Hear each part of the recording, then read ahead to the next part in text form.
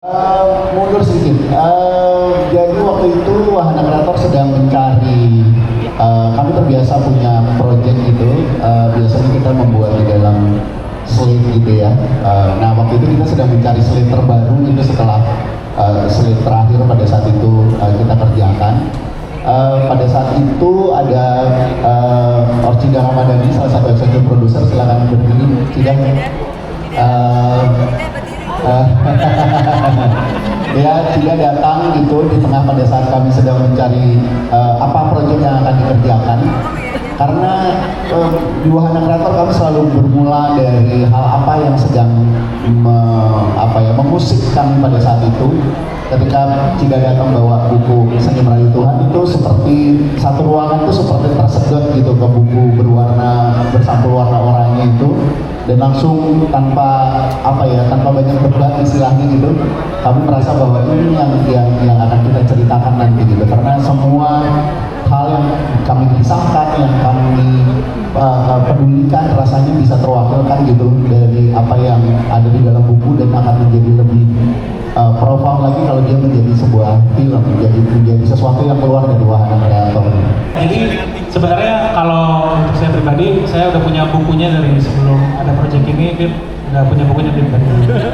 Jadi saya udah pasti dapet project ini kayak wah, kebetulan saya udah punya bukunya dan menarik banget isinya gitu. Nah, jadi yang menarik dari bukunya sendiri adalah bagaimana bukunya itu bicara soal merayu Tuhan, tapi tidak menggurui kita, nggak ngajarin gitu. Rasanya itu kayak kayak dekat gitu ya, kayak momen-momen sehari-hari, diajak berpikir gitu, sama rasanya tuh relevan gitu sama kayaknya sama semua usia baca gitu. Kayaknya akan relevan gitu, dan itu yang dijadikan landasan dari bagaimana kami menulis skenarionya gitu. Karena kalau untuk ceritanya sendiri, memang kalau teman-teman yang udah baca bukunya, kayaknya memang nggak ada di bukunya kan cerita ini gitu. Jadi cerita ini kita bikin dengan premis tertentu yang kita bikin, dan lalu tantangannya yang menarik banget bagi saya gitu adalah gimana caranya memasukkan kedalaman-kedalaman yang disampaikan dengan santai di bukunya ke dalam skenarionya gitu. Jadi dan kita memilih untuk tidak selalu bicara soal hal-hal yang berbau mungkin dekat ke agama keislamannya sendiri, atau mungkin lebih ke religi enggak, tapi akhirnya kita lebih memilih pada cerita yang berfokus pada soal cara jati diri, karakter hikmah, lalu gimana hubungan antar manusianya gitu, sama ya segala yang menurut kami bisa relevan dengan semua usia, terutama mungkin untuk generasi-generasi yang muda atau Gen Z gitu. Jadi ketika memulai menulis ini, jadi setelah skenario udah jadi, saya baru selesai syuting Aku Sebelum Aku, terus kemudian kita masuk lagi ke development gitu. Terus setelah awalnya kayaknya aku mau lari dari kerjaan nih buat healing, aneh gitu. Tapi setelah tapi ternyata memang setiap kerja usaha baik kita itu adalah, kalau diniatkan dengan baik, itu adalah tiap usaha untuk meraih Tuhan. Buat saya pribadi, ketika menuliskan skenario ini, menambahkan momen-momen di skenarionya, sebenarnya perjalanan saya untuk melihat duka saya kembali dengan meninggalnya ayah saya. Karena mengantarkan ayah saya ketika beliau sakaratul maut, terus kemudian melihat manusia dari ada kemudian tiada, dan kemudian melihat merefleksikan lagi perjalanan dengan Tuhan, kok gitu ya, kayak kenapa Tuhan yang rasanya harusnya dekat harus dikejar gitu, tapi dengan menuliskan skenario ini ternyata jadi bentuk refleksi baru lagi gitu tentang kehilangan, tentang ketuhanan, dan bagaimana akhirnya ternyata kalau kita mau merayu Tuhan, justru mungkin kita harus berhadapan dulu dengan pertanyaan, kita tuh lagi marah nggak sih sama Tuhan kita? Padahal kan dia baik banget. Jadi terima kasih Habib udah menuliskan buku ini dengan lembut, dengan kebaikan. Jadi ketika berproses dengan tim development, dengan Rino, dengan Aris, kemudian dengan Diva, head development dari penulisan ini, juga merasakan kesejukan yang beda lah ketika dibandingkan nulis skenario yang lain. Gak apa-apa, saya lebih enak berdiri, soalnya Banyak yang kalau udah duduk di kursi itu lupa diri. Enggak, saya tidak pernah expect. Tadinya saya itu jeda nulis untuk bikin YouTube, nggak pernah expect bahwa jeda nulis itu jadi film di layar bioskop. Jadi terima kasih buat semua yang mendukung, yang percaya, yang sudah memberikan segalanya untuk film ini. Nah, soal buku Seni Merayu Tuhan, sebenarnya buku itu kan lahir dari dua keresahan. Yang pertama adalah keresahan melihat orang bersemangat menjalankan ritualitas keberagamaan, tapi gersang akan nilai rayuannya kepada Tuhan, nilai spiritualitasnya kepada Tuhan. Seolah-olah seperti tadi yang disampaikan dalam salah satu quote-nya oleh Deputi Perpustakaan Nasional Republik Indonesia, seolah-olah dengan amal itu kita bisa menjadikannya sebagai nilai tukar terhadap surganya Tuhan. Padahal kata Nabi Muhammad, amal itu tidak untuk menjadi alat tukar terhadap surganya Tuhan, tapi amal itu sebagai alat untuk mengetuk pintu rahmatnya Tuhan. Karena bahkan Nabi Muhammad pun itu masuk surganya bukan utamanya karena amal, tapi karena rahmat atau kasih sayang dari Tuhan. Jadi saya ingin update orang-orang jangan hanya menjalankan ritualitas, tapi diupdate ritualitas itu untuk menjadi rayuan kepada Tuhan. Kemudian yang kedua, saya ingin kita menjadi dewasa dengan melihat semua peluang yang kita lakukan itu bisa menjadi rayuan kepada Tuhan. Salah satunya yang saya senang sekali, ketika suatu hari saya ketemu dengan Surya Insomnia di salah satu syuting. Kemudian dia bilang, gue udah dewasa, tapi hidup gue gini-gini aja. Haha, ini kemana-mana, cengengesan kemana-mana, kayak gak ada maknanya, kayak gak ada artinya. Kemudian saya bilang, sebenarnya lo bisa memaknai semua kegiatan lo itu sebagai seni merayu Tuhan. Caranya adalah dengan menjadikan upaya lo untuk mengajak orang tertawa, upaya lo untuk mengajak orang bahagia itu sebagai upaya ibadah lo kepada Tuhan, persembahan lo kepada Tuhan. Karena ibadah termulia, kata Allah dalam salah satu hadis qudsi itu ithal surur fi qalbil ikhwan. Saya bacakan hadisnya karena saya seorang habib walaupun sineas ya. Jadi memasukkan rasa bahagia ke hati orang lain itu adalah ibadah termulia. Sejak itu dia selalu meniatkan ketika jadi host, ketika jadi podcaster dan lain sebagainya, niatnya untuk merayu Tuhan melalui jalur membahagiakan hati orang lain. Karena itu menjadi dewasa dengan segala yang kita lakukan dari jalan-jalan, bekerja dan lain sebagainya, sebenarnya itu bisa menjadi rayuan untuk Tuhan. Kita ingin itu. Dan benar tadi yang disampaikan penulis skenarionya bahwa yang paling dihindari oleh saya adalah kesan menggurui dalam buku ini. Karena kita udah capek digurui ya. Karena Indonesia adalah negara yang minat mengguruinya tinggi, tapi minat jadi gurunya rendah. Jadi kita dari kecil tuh lahir digurui ibu, dewasa dikit digurui ayah, sekolah digurui guru, di kampus digurui senior, kerja digurui bos, kemudian menikah digurui pasangan, mati masih diguruin sama malaikat. Itu kenapa gak begini, kenapa gak begitu gitu. Jadi kita lelah digurui. Karena itu buku ini tidak mau menggurui. Buku ini mengajak kita untuk merenungkan bahwa menjadi dewasa itu adalah privilege. Tidak semua orang bisa menjadi dewasa. Semua orang mungkin bisa menjadi tua, tapi tidak semua orang bisa menjadi dewasa. Karena itu mari bertumbuh ke sana, mari merefleksikan kedewasaan kita agar kedewasaan itu menjadi sesuatu yang indah bagi kita. Itu. Oke, sebenarnya secara peran pemuda tersesat itu diperankan oleh Hikmah nantinya secara peran yang diperankan di sini oleh Ari Ilham gitu, Ari Ilham. Nah, untuk aslinya sebenarnya The Real Pemuda Tersesat itu tentu Onadio Leonardo. Untuk Bebel udah nunduk tuh. Ari Ilham cuma pemeran aja. Kalau Anda mau lihat wujud pemuda tersesat yang asli, Onas gitu. Gak perlu di-spill ya apa ketersesatannya ya. Nah, jadi sebenarnya ini adalah upaya untuk kita ngajak login ke diri kita sendiri. Gue gak mau ngajak lo login ke agama tertentu, tapi yang paling utama login kepada diri sendiri. Karena siapa yang mengenal dirinya, maka dia akan mengenal Tuhannya. Maka ini adalah upaya untuk apa yang dipesankan oleh ayah saya ketika kecil. Ketika kecil ayah saya tuh melihat TV, itu dia bilang, ini orang-orang di TV, artis-artis ini, itu sebenarnya orang-orang baik. Tapi kita seringkali menganggap atau memframing mereka seolah-olah artis itu nggak baik dan lain sebagainya. Maka sebenarnya mereka orang baik, tapi mereka tidak mendengar pesan-pesan kebaikan dari mulut yang baik dengan cara yang baik. Karena itu suatu hari kamu harus datang ke sana berbicara kepada mereka agar mereka bisa menerima pesan-pesan baik itu dengan cara yang baik. Jadi orang-orang yang kita anggap itu tersesat, pemuda-pemuda yang dianggap tersesat, bukan utamanya karena mereka mau tersesat, tapi kadang karena mereka mendengar pesan-pesan pencerahan dari mulut yang tersesat, sehingga kemudian akhirnya mereka memilih untuk jauh dari nilai-nilai pencerahan itu.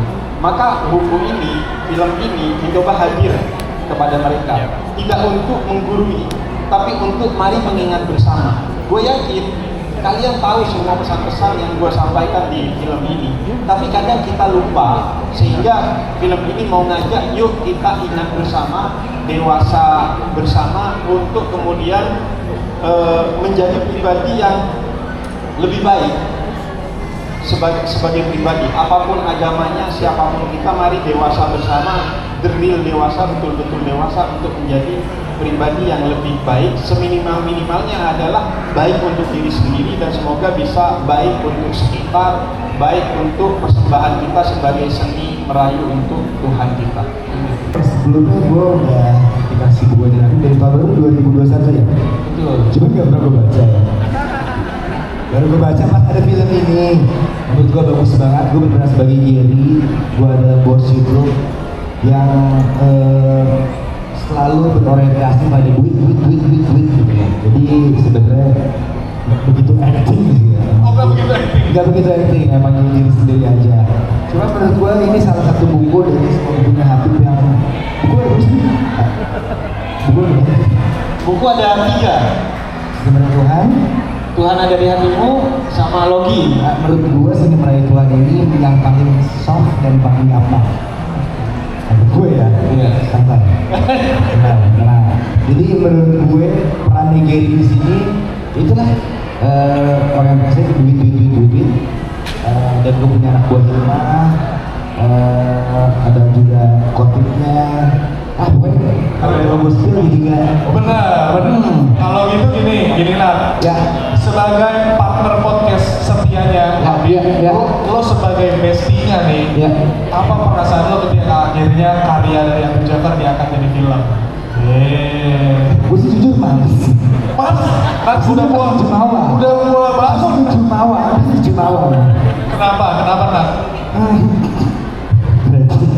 Gak apa, gue happy banget karena gue kenal Habib ini. Pertama kali kita punya konten login ya 4 tahun ke rumah Habib itu, isinya rumahnya gak begitu gede, isinya semua buku sampai semua tutupan buku. Jadi pertama kali Habib ini rumah atau toko buku, dan akhirnya menurut gue apa yang Habib suka kesampaian di film. Congratulations cucu Nabi. Selamat siang teman-teman semua, apa kabar semuanya? Aku juga tadi jujur sempat menitikkan air mata juga sih, terharu nonton trailernya. Karakter Hikmah di sini yang aku lihat di sini adalah fase berdukanya Hikmah ya, yang kebingungan, impulsif, dan juga berantakan gitu gara-gara fase berdukanya gitu. Dan untuk karakter Hikmah tersendiri, dia adalah betul benar sesat seperti apa yang dibilang sama Habib. Suruh Jumatan dia gabung tapi nggak pernah gitu kan. Dia emang gitu. Dia adalah videografer, editor, bekerja di kantor agensi media.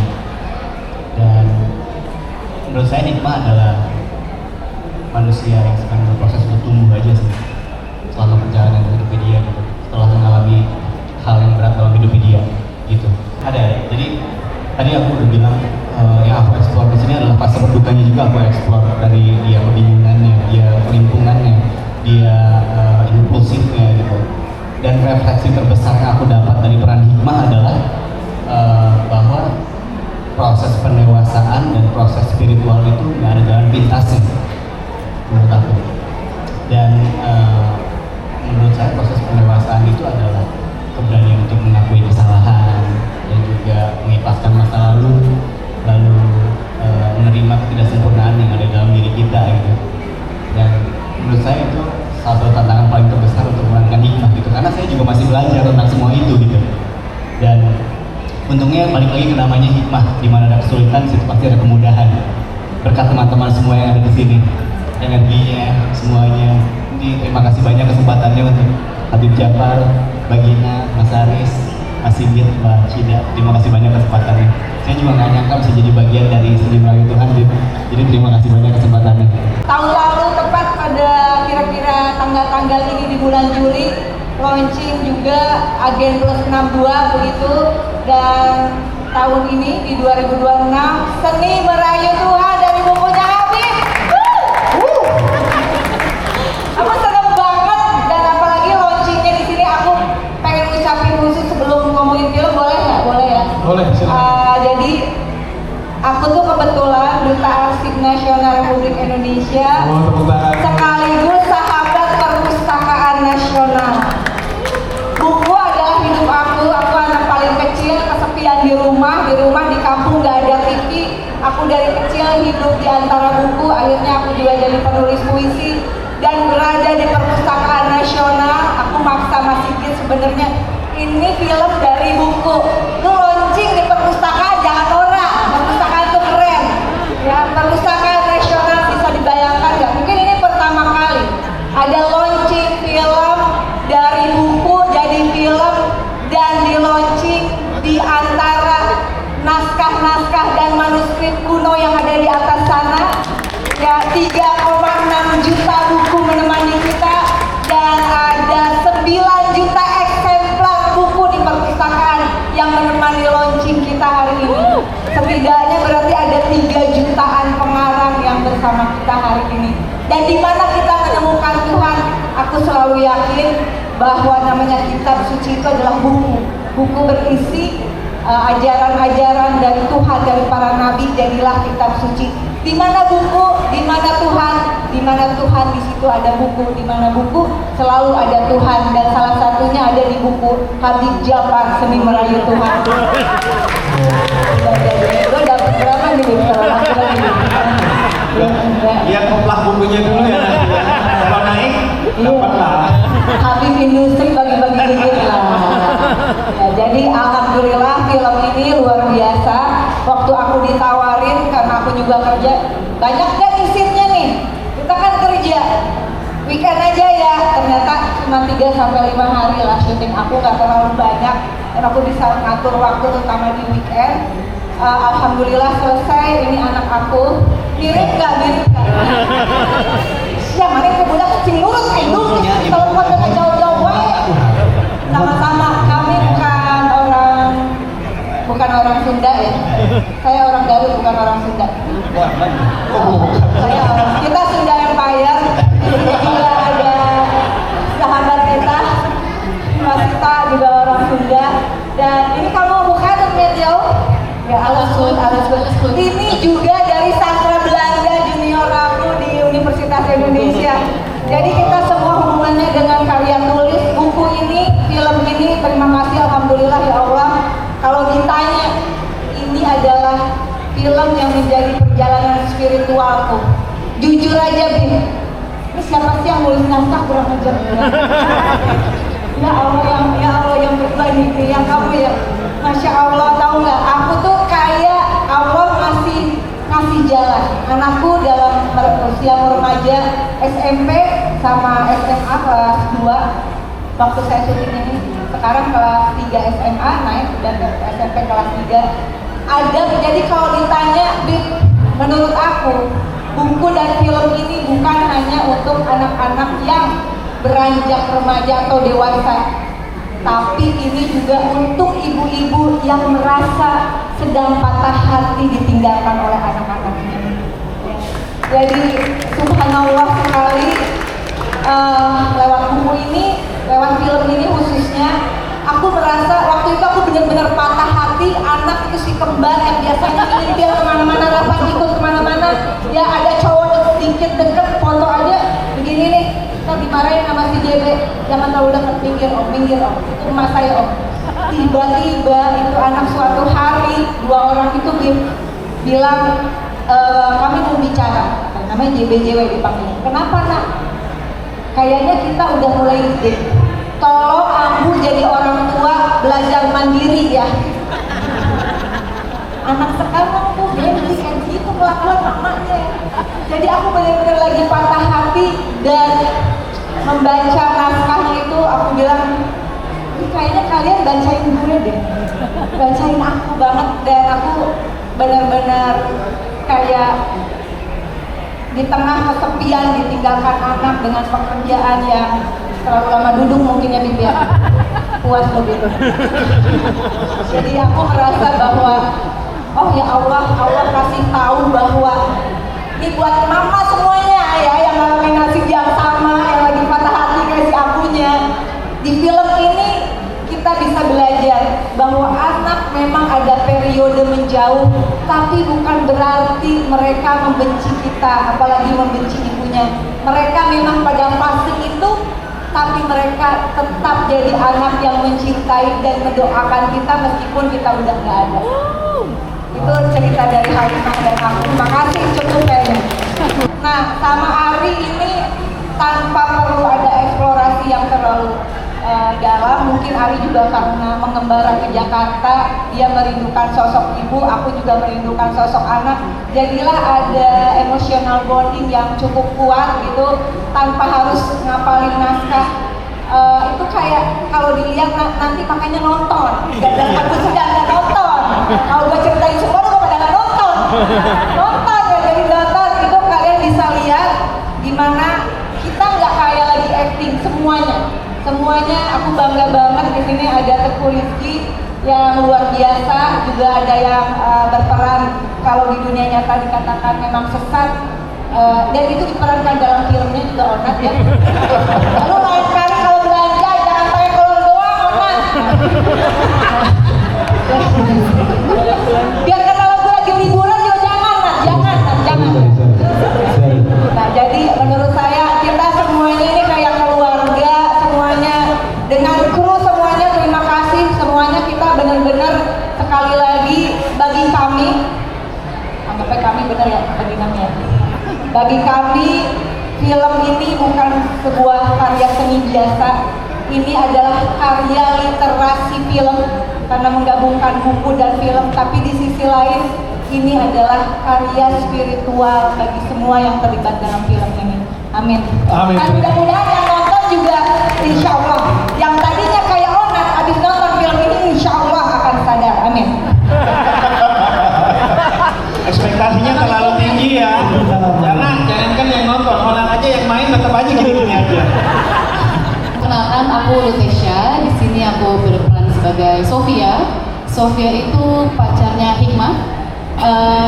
Bisa dibilang kita berdua itu tipe pacarannya yang adem ayem banget. Bener-bener gak ada masalah. Kita jarang berantem. Kita berdua juga apa ya? Menariknya dinamikanya itu aku lebih tua, Sofia lebih tua, dan Hikmah lebih muda. Justru itu yang menurut aku membuat tipe pacarnya menarik. Kalau Hikmah yang lebih have fun, begajulan, kalau Sofia lebih kalem, adem. Tapi menurut aku yang lebih menarik lagi adalah walaupun mereka tipenya yang datar dan gak ada apa-apa, tapi tantangannya adalah mereka itu beda server. Wow. Kita semua udah tahu ini topik yang sangat menarik dan sering dibahas sama orang-orang. Mereka emang pacaran, beda umur, tapi it's fine, gak apa-apa. Tapi setelah dilihat-lihat, oh mereka beda agama. Kayak bukan film saya ya. Kayak bukan film saya ya. Nah, untuk karakter Sofia sendiri sih, menurut aku dia itu merupakan support sistemnya Hikmah. Dia jangkarnya Hikmah. Ketika Hikmah kehilangan ibunya, dia kan cukup down dan sangat terombang-ambing di hidupnya. Sofia dan Khotik sendiri juga kita berdua jangkarnya Hikmah. Kayak dia agak kebingungan, dia bingung mau kemana, pasti nyarinya kita berdua gitu. Dan untuk tantangannya salah satunya adalah aku itu hidup dan tumbuh di keluarga yang cukup modern. Jadi ketika aku dapat skripnya dan tahu bahwa hubungan Sofia dan Hikmah ini agamanya berbeda, aku cukup bingung gitu, kayak kenapa kok bisa banyak orang yang berpendapat seperti ini gitu. Dari situlah aku mulai nanya-nanya ke teman aku yang pacaran beda agama. Jadi dari situ. Saya di sini berperan sebagai khotib. Kalau tadi Lutesia sebagai Sofia adalah pacar keduanya, khotib adalah pacar pertamanya dari Hikmah. Itu artinya kita berdua udah deket banget dari kecil. Gue menemani Hikmah dari proses dia belajar apapun dari kecil. Kita melakukan apapun bersama. Kalau Hikmah melihat dunia, pandangan, ya kan dia sedang menjalani perjalanan spiritual yang sudah pasti jalannya nggak dinamis, pasti jalannya naik turun. Di situ ada khotib yang selalu nemenin apapun kondisinya dia, apapun, mau dia lagi marah, mau dia lagi sedih, mau dia lagi senang, khotib pastiin kalau ada khotib di situ untuk terus sama Hikmah. Tahu nih, ya kan? Ini kolaborasi kesekian. Ini film kita keberapa ya? 4, 5.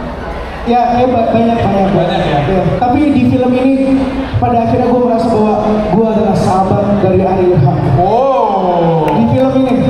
Oke, sekarang kita konfirmasi dulu.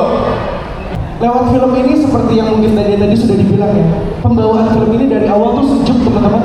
Rasanya kayak nyaman ada di sini. Kita berdialog banyak sama Habib juga, sama Kang Esa sebagai director tentang terutama karakter khotib ini mau dibawa kemana, bagaimana melihat Hikmah, bagaimana pandangan khotib juga sama. Ya aku banyak belajar deh soal agama, soal banyak, apalagi cinta beda agama itu aku benar belajar banget itu di sini.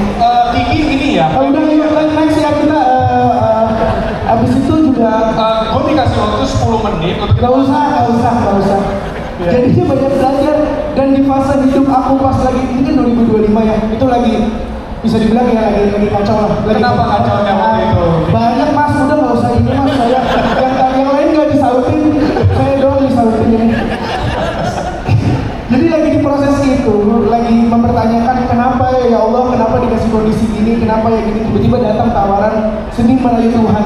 Dari judulnya aja ada seni merayu Tuhan. Kita kadang lupa untuk merayu, terus begitu dapat tawaran di casting dan akhirnya masuk, wah benar banyak banget dapat pelajaran dari sini gitu, banyak banget dapat pencerahan yang akhirnya iya ternyata kadang kita lupa berdoa terus tapi lupa sayang Allah, lupa merayunya, lupa pakai kata-kata cinta. Jangan gitu mas, saya pengen joget tuh kalau gitu.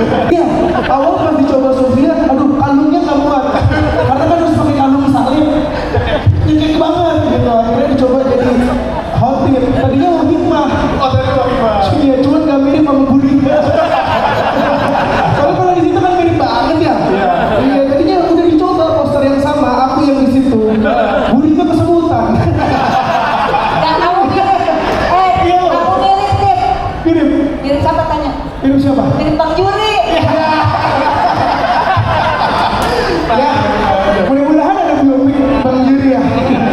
Masuk juga kita di sini. Masuk, olah terus nih. Gitu aja sih.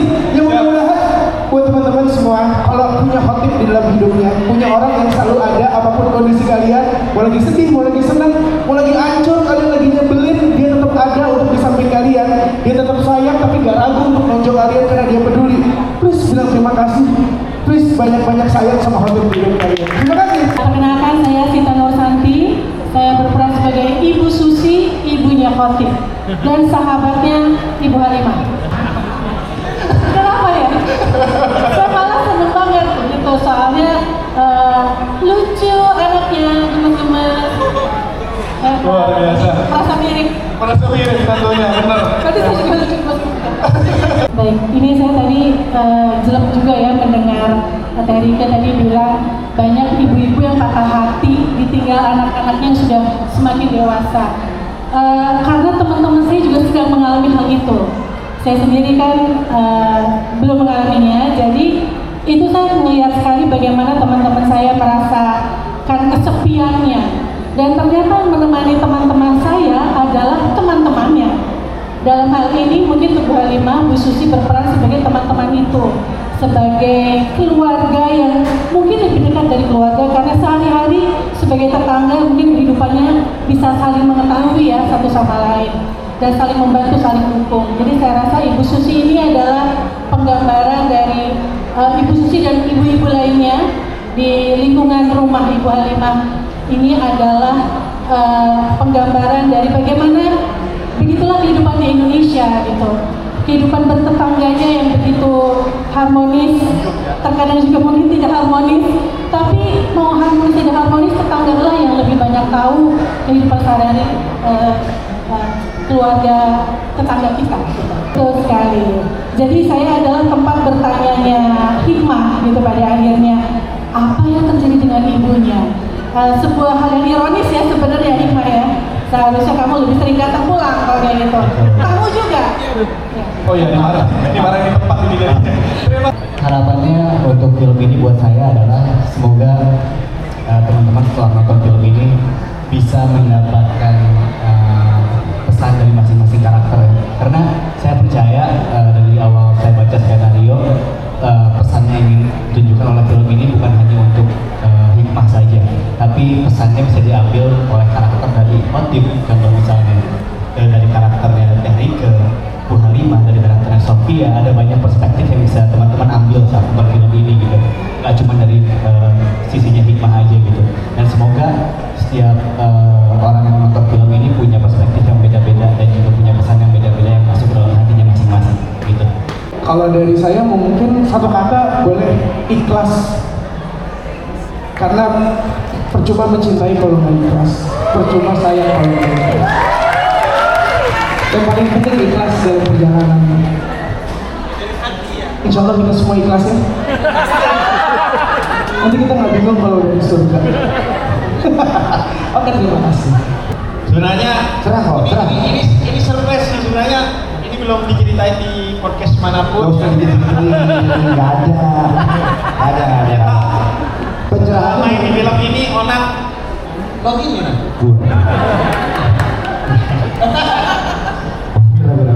Pencerahannya bayar sih, karena kayaknya film ini lebih ke universal sih, jadi nggak satu agama.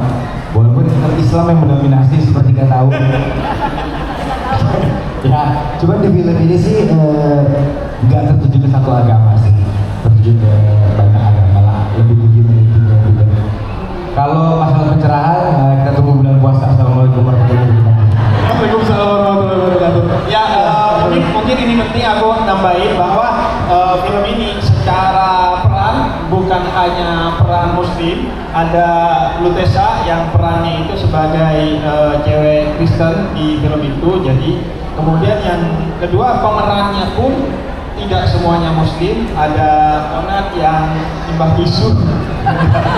Ada Onat yang Katolik misalnya. Jadi secara pemeran dan perannya pun tidak semua muslim. Kemudian ada nilai-nilai toleransi berbasis percintaan juga, ada cinta beda agama antara Hikmah dan Sofia. Kemudian juga ada secara visual juga ada banyak hal-hal yang sifatnya visual yang memberikan kesan betapa inilah Indonesia, bahwa kita berbeda tapi tetap bisa bersama. Ya, jadi tadi aku udah cerita di awal, sebenarnya syutingku hanya 3-5 hari gitu lah, nggak banyak, dan itu mostly di weekend. Di weekend artinya kebetulan kalau weekend juga nggak ada rapat gitu Mas ya. Dan pas weekend itu adalah bener-bener pas hari aku kesepian di rumah, karena anak-anak sudah sibuk dengan aktivitasnya sendiri, jadi pas banget. Jujur janggal. Film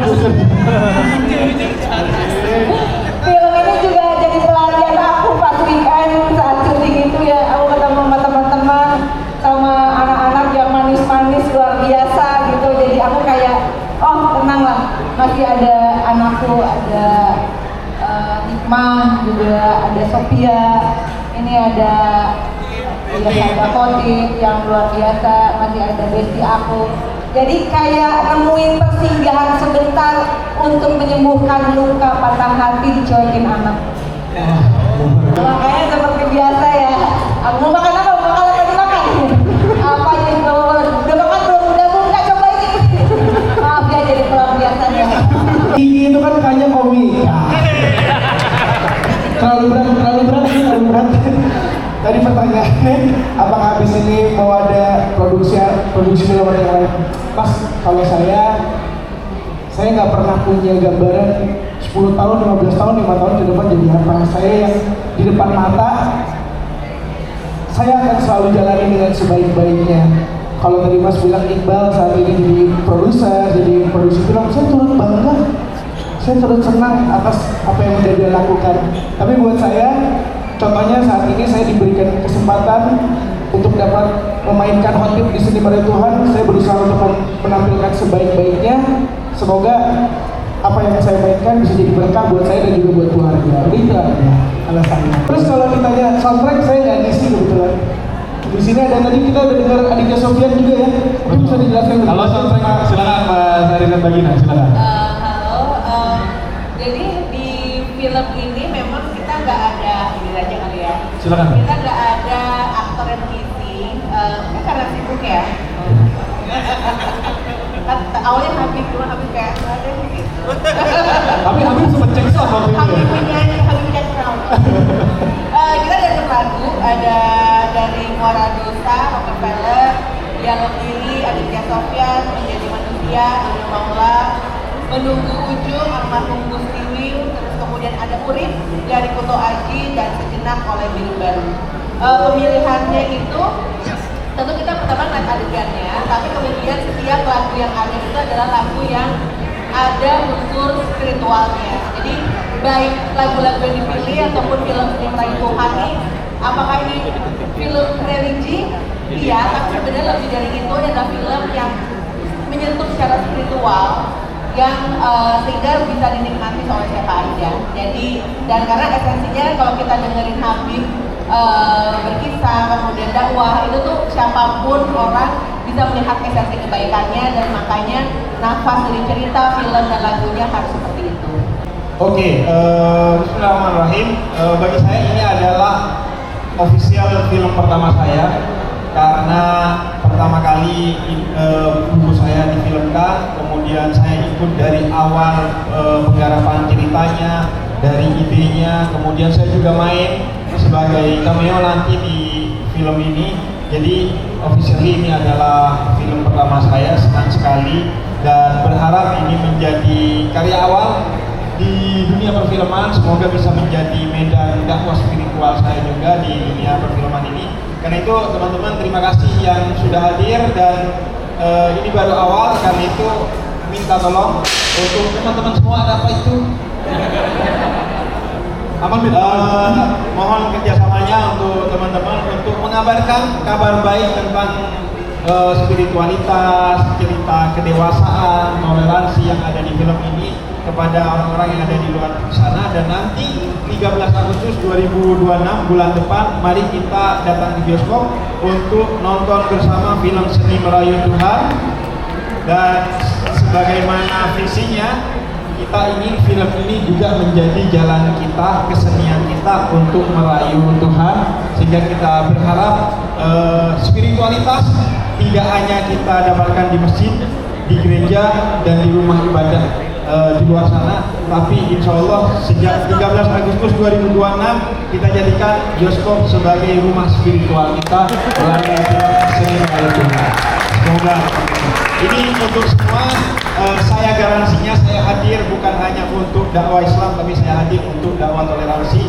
Karena itu saya garansi bahwa film ini juga bisa nafas dengan saya. Film ini bukan hanya film religi untuk kaum muslim, tapi ini film spiritual untuk siapa saja yang ingin bertumbuh, yang ingin dewasa, yang ingin menjadi lebih baik tanpa merasa digurui, apalagi dijudge oleh orang lain. Terima kasih.